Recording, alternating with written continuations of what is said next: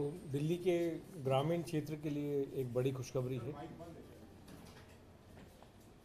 Hello अरे, तो दिल्ली के ग्रामीण क्षेत्र के लिए बड़ी खुशखबरी है। और अगर मैं कह सकूं कि अरविंद केजरीवाल सरकार की तरफ से एक बड़ा तोहफा है कि रिठाला नरेला मेट्रो कॉरिडोर जो कि नरेला पे समाप्त हो रहा था, उसको दिल्ली हरियाणा बॉर्डर तक एक्सटेंड कर दिया गया है।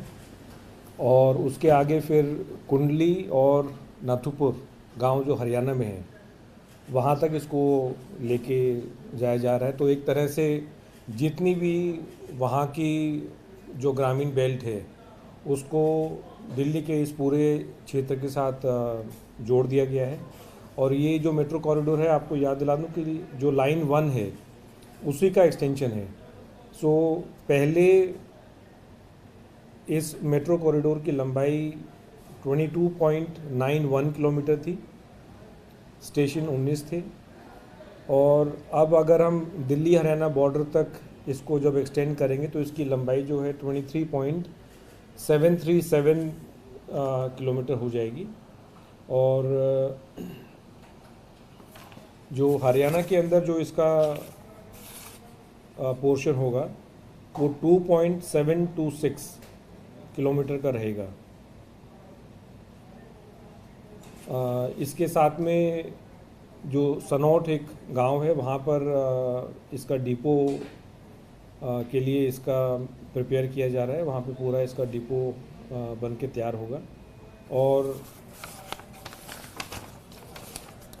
तो ये जो पूरा कॉरिडोर है, ये रिठाला से आगे जब चलेगा तो जितना रोहिणी सेक्टर 25, 26, 31, 32 से होते हुए बरवाला, रोहिणी, और आगे जब आप जाते हैं तो जितना भी डीडीए के द्वारा वहाँ डेवलपमेंट किया जा रहा है उसको कनेक्ट करते हुए और सीधा जो बॉर्डर है, बॉर्डर से क्रॉस करके ये कुंडली तक जाएगा। और कुंडली से फिर नाथुपुर विलेज और नेशनल हाईवे जो हाईवे है ये उसमें जाके मिल जाएगा। तो एक तरह से पूरे उस एरिया को, पूरे ग्रामीण क्षेत्र को कनेक्टिविटी बहुत बढ़िया तरीके से मेट्रो के द्वारा, क्योंकि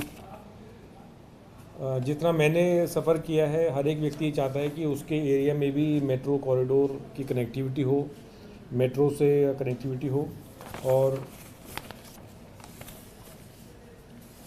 आपको याद होगा 2018 में दिल्ली सरकार ने मेट्रो फेज़ 4 के जो 6 कॉरिडोर थे, 6 के 6 कॉरिडोर जो हैं वो अप्रूव कर दिए थे। उसके बाद मार्च 19 में केंद्र सरकार ने 3 कॉरिडोर का अप्रूवल दिया, उस पर काम चल रहा है।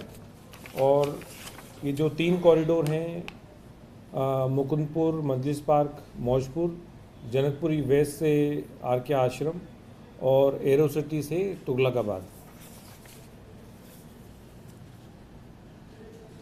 इंद्रलोक टू आईपी और साकेत जी ब्लॉक से लाजपत नगर के जो कॉरिडोर हैं, इसका केंद्र सरकार की कैबिनेट ने, मतलब भारतीय सरकार ने 28 मार्च 2024 को सैंक्शन दिया है और अभी वो टेंडरिंग स्टेज में है। तो इसका मतलब 3 corridor out of 6 corridors, 3 corridor पे काम चल रहा है।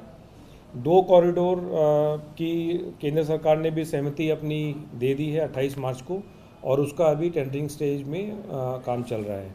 तो ये जो रिठाला नरेला जो कॉरिडोर है, इसकी 2021 में जो इन्वेस्टमेंट बोर्ड है उन्होंने इसमें कुछ चेंजेस सजेस्ट किए थे। मेट्रो, नॉर्मल मेट्रो से मेट्रो लाइट में कन्वर्ट किया था। दिल्ली सरकार ने उसका भी अप्रूवल दिया।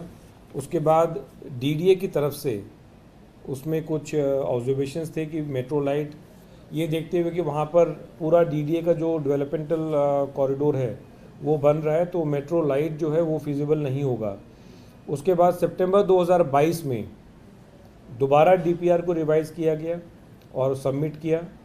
और 16 जनवरी 2023 में इसका पीआईबी ने अप्रूवल दिया और अब दिल्ली सरकार जो है इसका इन प्रिंसिपल अप्रूवल करके भेज रही है और मुझे उम्मीद है कि बहुत जल्दी गवर्नमेंट ऑफ इंडिया भी इसको अप्रूव करके अपना सैंक्शन देगी और उसके बाद ये टेंडरिंग स्टेज में ये चीज़ आएगा।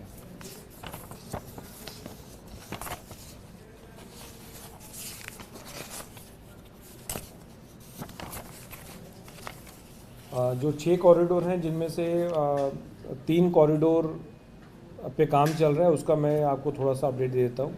एरो सिटी टू तुगलकाबाद जो अंडर कंस्ट्रक्शन है अभी, जिस पे अभी हमने एक टीबीएम का ब्रेक थ्रू भी अभी छतरपुर में अटेंड किया था, उसमें 59.95% काम पूरा हो चुका है, मतलब लगभग 60% काम जो है पूरा हो चुका है और इसका एक्सपेक्टेड कंप्लीशन डेट जो है वो मार्च 26 है। जनकपुरी वेस्ट से आरके आश्रम जो कि अंडर कंस्ट्रक्शन है उसका लगभग 55.92% काम पूरा हो चुका है, इसका भी एक्सपेक्टेड कंप्लीशन डेट जो है मार्च 26 है।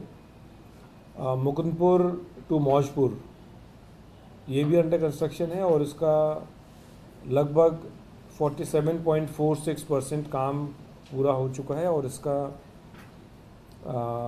Completion expected completion date March 25 है। Lajpat Nagar to Saket G block जैसे मैंने बताया आपको, ये अभी टेंडरिंग स्टेज में है और इसका एक्सपेक्टेड कंप्लीशन डेट मार्च 29 है। इंद्रलोक टू इंद्रप्रस्थ अभी ये टेंडरिंग स्टेज में है और मार्च 29 में ये एक्सपेक्टेड कंप्लीशन डेट है। जो लास्ट कॉरिडोर है रिठाला नरेला नाथुपुर जो कॉरिडोर है, इसका इन प्रिंसिपल अप्रूवल हम केंद्र सरकार को कन्वे कर देंगे और उसके बाद फिर जैसे ही सेंट्रल गवर्नमेंट से इसका सैंक्शन आएगा इस पे भी काम जो है वो चालू कर दिया जाएगा। तो ये ब्रीफ प्रेस कॉन्फ्रेंस जो एक बड़ी डेवलपमेंट जो ग्रामीण क्षेत्र में होगी ये उसी के रिगार्डिंग थी। अगर आपके कोई सवाल हैं तो आप बताइएगा।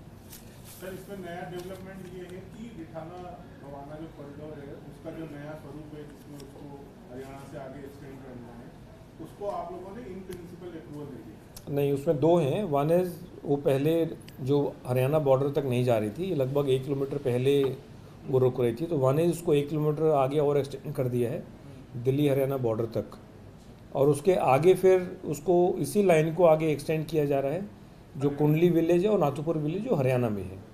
ये दो पार्ट है। तो इससे क्या है कि जितने भी वहाँ के एरियाज़ हैं, अब सपोज़ आज के दिन अगर सपोज़ किसी को कुंडली से दिल्ली की तरफ आना है, नरेला ही आना है, तो आज के दिन तो उसके पास पब्लिक ट्रांसपोर्ट का बस का ऑप्शन है, तो वो डायरेक्ट मेट्रो कनेक्टिविटी वहाँ के जो विलेजेस हैं, और जब हम एक गांव को अगर जोड़ते हैं तो ऐसा नहीं कि सिर्फ वो गांव है, उसके आसपास जो भी उसके सपोज 1 किलोमीटर 2 किलोमीटर के दायरे में गांव रहते हैं वो सारे कनेक्टेड हो जाते हैं। ऐसे ही नाथुपुर विलेज तक जब ये मेट्रो जाएगी तो वहाँ से लेके दिल्ली की तरफ भी आने के लिए रादर एक बार जब कोई व्यक्ति मेट्रो में बैठता है तो फिर तो यहाँ कनॉट प्लेस और जो यहाँ का जो वीआईपी एरिया है वहाँ तक पहुँचने में कितना मात्र 1 घंटा सवा घंटा लगेगा। तो basically you are connecting all those areas to this part of Delhi, तो वो जो कनेक्टिविटी मिलेगी वो बहुत इंपॉर्टेंट है। क्या इसमें आगे चल के कोई कैबिनेट अप्रूवल की भी जरूरत होगी, क्योंकि इसमें जाहिर सी बात है कि जब ये एक्सटेंड होगी तो इसमें थोड़ा फंड भी ज़्यादा लगेगा, तो उसके लिए क्या आगे चल के कोई तो मैंने सरकार को कैबिनेट में कुछ अप्रूव करना पड़ेगा? नहीं, हम तो इन प्रिंसिपल अप्रूवल करके भेज रहे हैं। जब भी कैबिनेट मीटिंग होगा उसका एक्स पोस्ट फैक्टो अप्रूवल ले लिया जाएगा और इसके बाद फिर हम सीधा इसको हम केंद्र सरकार भेज रहे हैं। वहाँ जैसे ही गवर्नमेंट ऑफ इंडिया से अप्रूवल होगा तो इस कॉरिडोर पे काम चालू हो जाएगा। एलजी की पावर्स इंक्रीज की गई हैं, he has the authority to appoint any officer in any department. Transport के रिगार्डिंग अगर कोई सवाल है आपके सर, ट्रांसपोर्ट डिपार्टमेंट को भी इफेक्ट होगा sir this decision, how do you take it as? और कोई सवाल? सर, आज जो ऊपर की प्रीमियम बस को आपने आज सुबह इंस्पेक्ट किया था, उसके बारे में थोड़ा बताएंगे कि उसके रूट्स का क्या फाइनलाइजेशन हुआ है, क्योंकि 25 बसों के साथ मिनिमम चलना है तो कम से कम 25 रूट तय होना होंगे। तो ऊबर की तरफ से रूट फाइनलाइजेशन का लेके क्या स्टेप है? नहीं, देखिए ये चीज़ मैंने बार बार कही है, आज सुबह भी मैंने वहाँ समझाने की कोशिश की सबको कि रूट्स के रिगार्डिंग उसमें हमारा कोई रोल नहीं है। दिल्ली सरकार का रोल एक तरह से नेग्लिजिबल आप कह सकते हैं। रूट्स जो बनाने हैं वो जो प्राइवेट प्लेयर है, कंपनी है, उसने बनाना है। टाइमिंग उनका है, फेयर जो है वो उनका है, तो उसमें उनको सिर्फ हमें इंटीमेट करना है। तो वो कितने रूट्स पे वो किस प्रकार से चलाना चाहते हैं वो सारा बेसिकली रोल उन्हीं का है। डिपार्टमेंट को तो सिर्फ जो कंपनी है या प्राइवेट प्लेयर है वो इंटीमेट करेगा। बहुत ज़्यादा फ्रीक्वेंट चेंजेस जो हैं वो हम एडवाइज़ नहीं करते हैं, क्योंकि उससे फिर सर्टेनिटी तो रहेगी नहीं। आज जो पैसेंजर इस रूट पे सोच रहा है कि मैं अपना प्राइवेट व्हीकल छोड़ के इस रूट पे ये बस चल रही है तो लेट मी टेक दिस बस, तो आप उसको 2 दिन के बाद अगर वो चेंज कर देंगे तो फिर नहीं, मकसद वाला यही था पूछने का कि उनको जो इंटीमेट करना है ट्रांसपोर्ट डिपार्टमेंट को, तो क्या उन्होंने भी कुछ बताया है कि कौन कौन से उन्होंने शामिल? अभी मेरे ख्याल से अराउंड 20 रूट्स के आसपास उन्होंने कहा है। एग्जैक्ट डिटेल्स मेरे पास नहीं है अभी,